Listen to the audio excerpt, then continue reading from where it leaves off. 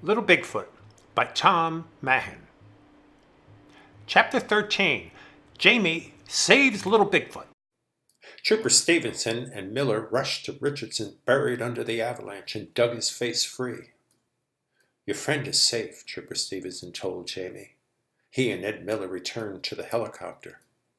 Jamie collapsed in the snow in his mother's arms. "Dad called," she said, kissing his forehead. "Where is he?" Jamie could hardly speak. "Georgia. He wants us to join him." "Where?" "Georgia," his mother repeated. "Do you want to?" "Do you?" "Yes." She was as drained but relieved as Jamie.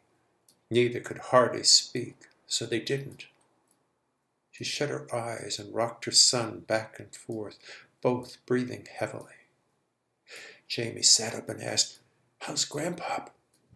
"He had a stroke, but we got him to the hospital in time." "Will he die?" Jamie asked. "No, not him. You know Grandpop. We'll go see him. He needs to rest, but he'll be fine." She hugged Jamie to her, and he let her. Trooper Stevenson came to them.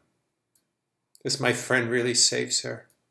It was the first time Jamie ever asked anyone about Little Bigfoot. "When we're in the air," Trooper Stevenson said, "I'll show you something you won't forget for some time." Jamie and his mother and Trooper Stevenson lifted off in the helicopter. Ed Miller stayed with Richardson. They circled Blueberry Mountain and stopped midair for Jamie to see. "I think the big one's wounded," Trooper Stevenson said, using his binoculars. "It's not lifting its left arm." Jamie took the binoculars. His friend stood next to a giant Bigfoot 3 times his size on the side of the mountain. Little Bigfoot raised his hand to block the sun, but Jamie thought he waved and waved back. "Let's not tell anyone about them," Trooper Stevenson said. "Some people might come and harm them." The pilot turned the helicopter away, but banked it so Jamie could see his friend for as long as possible. Jamie waved one last time in case Little Bigfoot could see him. He laid his head on his mother's lap.